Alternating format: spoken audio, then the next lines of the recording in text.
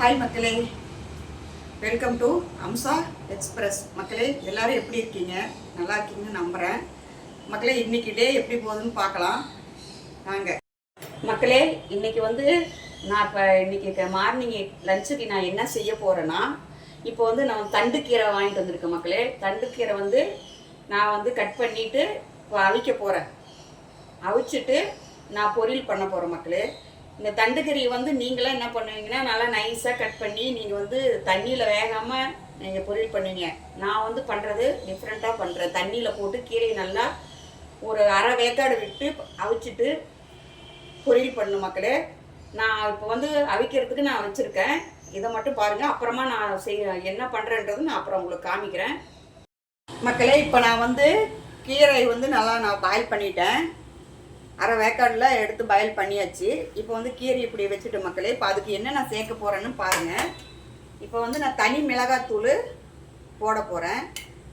ஏன்னா காஞ்ச மிளகாயும் அது கூட போடணும் தாளிக்கும் போது. இங்கே பாருங்கள், தனி மிளகாத்தூள் கொஞ்சம் மேலே அப்படியே தூவிக்கிறேன். மலைச்சாரல் போற நல்லா தூவிக்கிறேன். அதுக்கூடையே கொஞ்சம் சால்ட்டு சேர்த்துக்கலாம் மக்களே. இந்த கீரைக்கு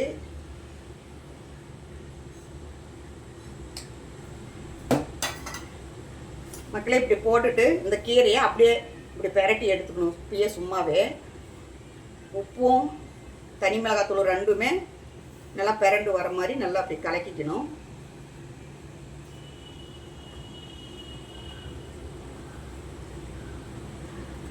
ஏன்னா உப்பெல்லாம் கொஞ்சம் கீரையிலலாம் ஒட்டும்ல, அப்போ தான் கொஞ்சம் டேஸ்ட்டாக இருக்கும். அவ்வளோதான் மக்களே. இது ஒரு பக்கம் நம்ம வச்சிடலாம்.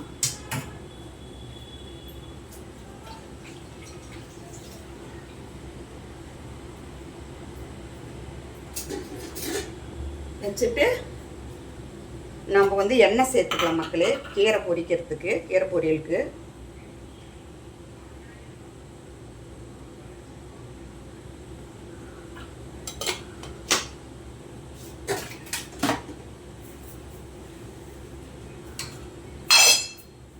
கொஞ்சம் கடுகு சேர்த்துக்கலாம்.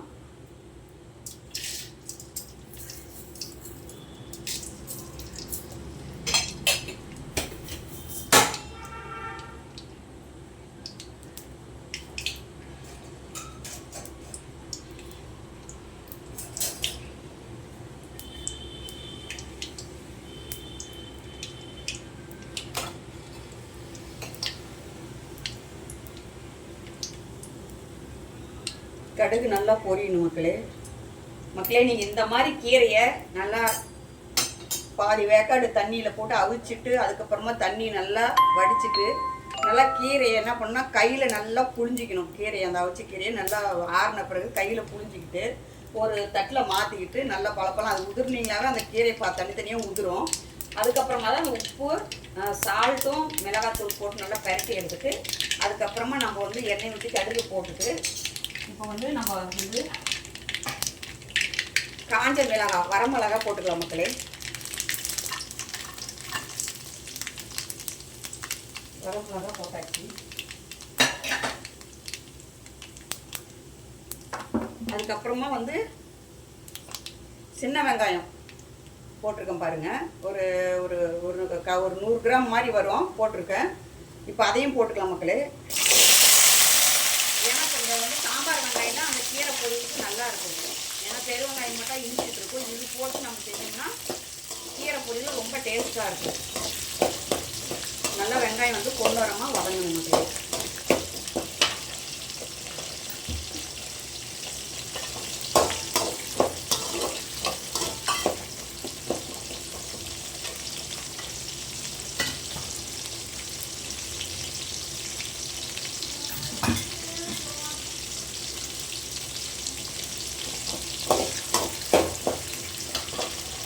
வெங்காயம் நல்லா வதங்கின பிறகு முட்டை ஒரு 4 எடுத்து வச்சுருக்கேன்.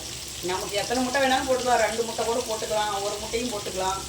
அதனால் முட்டை எடுத்து வச்சுருக்கேன். நல்லா வெங்காயம் நல்லா வதங்கின பிறகு பொன்னிறமாக ஆனதுக்கு அப்புறமா நம்ம முட்டையை உடச்சி அந்த வெங்காயத்தில் போட்டு நல்லா அதுவும் நம்ம பொரியல் வேணும். எப்படி முட்டை பொரியல் பண்ணுறோமோ அது மாதிரி எல்லாம் பொரியல் ஆன பிறகு அதுக்கப்புறமா நம்ம அந்த கீரையெல்லாம் ரெடி பண்ணிட்டு இருக்கிறதுல அந்த கீரையை எடுத்து போட்டு எண்ணெயில் நல்லா வதக்கிடணும் மக்களே.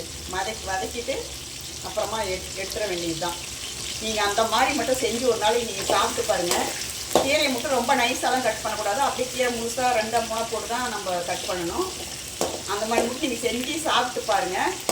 சாப்பிட்டு பார்த்து நீங்கள் சொல்லுங்கள் மக்களே, கமெண்டில் சொல்லுங்கள். கண்டிப்பாக சொல்கிறீங்க. அப்படி நீங்கள் சாப்பிட்டு சொல்லுங்கள். சூப்பராக இருக்கும் அந்த மாதிரி நீங்கள் செஞ்சீங்கன்னா. இந்த மாதிரியெல்லாம் நாங்கள் வந்து எங்கள் அம்மா தான் அந்த மாதிரியெல்லாம் செய்வாங்க. நாங்கள் வந்து அந்த மாதிரி தான் நாங்கள் கீரையை வந்து செய்வோம். வந்து உடச்சி ஊற்றிக்கலாம். அதில்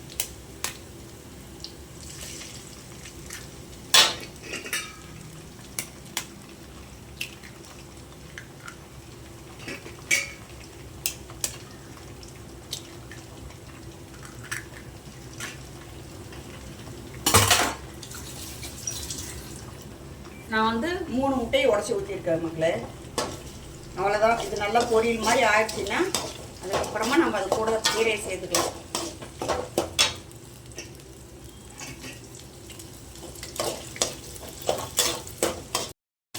பாருங்க மக்களே, இப்போ வந்து முட்டை போட்டது எல்லாம் பொரியல் மாதிரி நல்லா ரெடி ஆயிடுச்சு. இப்போ நான் கீரையை சேர்க்க போகிறேன். பாருங்கதா, கீரையை பாருங்களா அப்படி உதிரி மாதிரி இருக்கிறோம். இந்த மாதிரியெல்லாம் செஞ்சோம்னா உதிரி மாதிரி உதிரும். அப்படி கீரை இந்த மாதிரி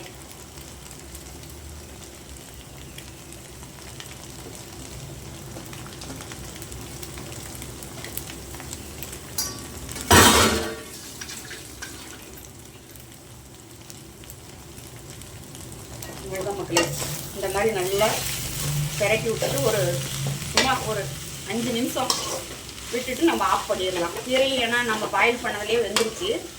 கொஞ்சம் இந்த எண்ணெயிலையும் கொஞ்சம் வதங்குச்சுன்னா அது அப்படியே நம்ம சரியாக போயிடும், வெந்துடும். தண்டெல்லாம் க்ளீனாக ஆகிடும். ஆனால் தண்டோடு போடணும். வெறும் கீரையை மட்டும் கிள்ளி போடக்கூடாது. அடித்தண்டு கொஞ்சமாக கட் பண்ணிவிட்டு மற்ற தண்டை எல்லாமே போட்டணும். ஏன்னா தண்டு வந்து பிஞ்சாக தான் இருக்கும். அவ்வளோ முத்தம் தண்டாலாம் இருக்காது தண்டு கீரையில்.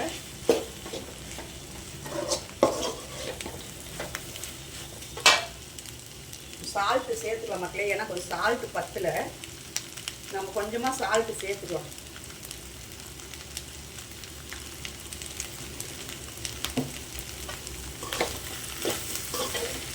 நான் எப்பவும் சொல்கிறேன், நல்லா சாப்பிடுங்க. இதை செஞ்சு சாப்பிடுங்க. அப்படியே அவ்வளோ அல்டிமேட்டாக இருக்கும். சாப்பிட்டீங்கன்னா அவ்வளோ டேஸ்ட்டாகவும் இருக்கும். சாப்பிட்டு பார்த்துட்டு சொல்லுங்கள்.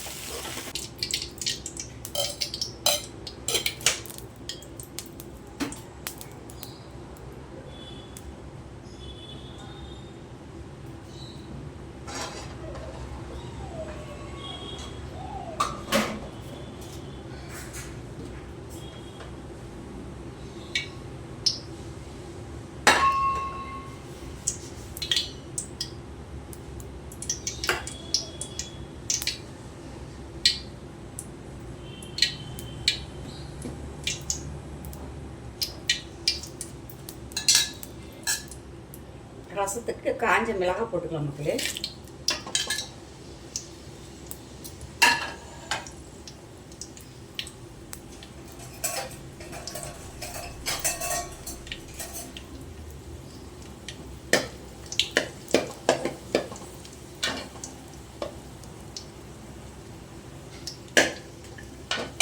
அது கூடயே வந்து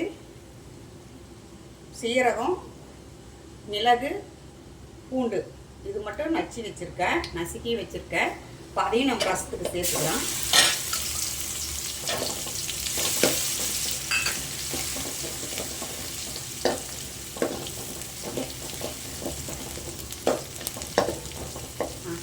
மனம் செமையாக இருக்குது மக்களே. அந்த பூண்டும் சீரகம் மிளகுலாம் போட்டு எண்ணெயில் போட்டால் அந்த வாசமே ஒரு மாதிரி அழகாக இருக்குது. செம்மையாக இருக்குது வாசனம். இப்போ அது கூடயே நம்ம வந்து கருவேப்பிலை போட்டுக்கலாம் மக்களே. மல்லித்தலை போட்டுக்கலாம்.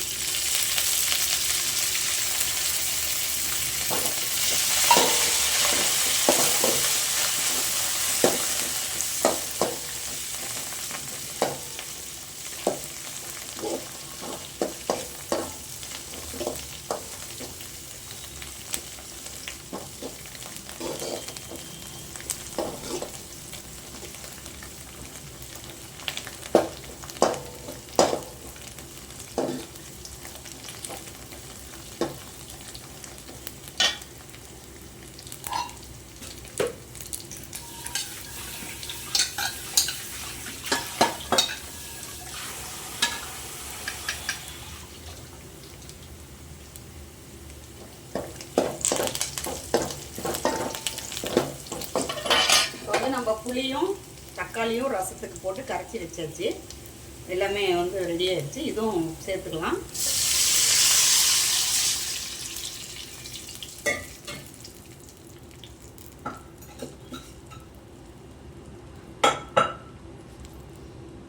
கல்லுப்பு தேவையான அளவுக்கு சேர்த்துக்கலாம் ரசத்துக்கு.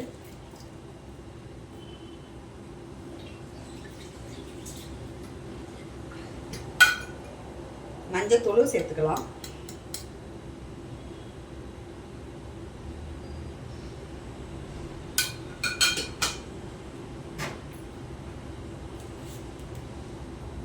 மக்களே பெருங்காயம் சேர்த்துக்கலாம்.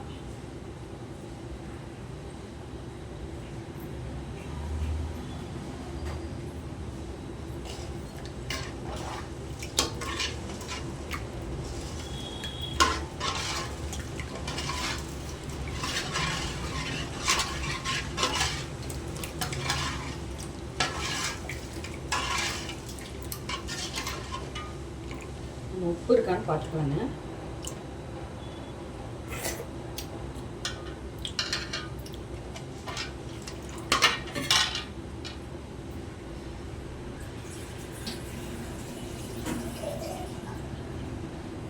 கொஞ்சம் தண்ணி சேர்த்துக்கலாம் மக்களே, ஏன்னா புளி அதிகமாக இருக்குது. புளிப்பு ரொம்ப புளிப்பாக இருந்தாலும் சாப்பிட முடியாது.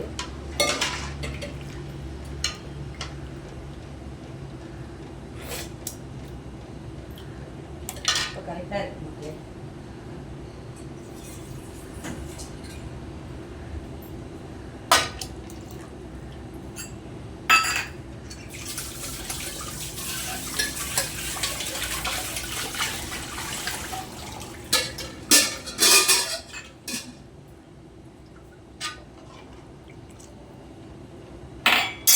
தான் மக்களே, ரசம் வந்து நல்லா கொதிக்கணும்.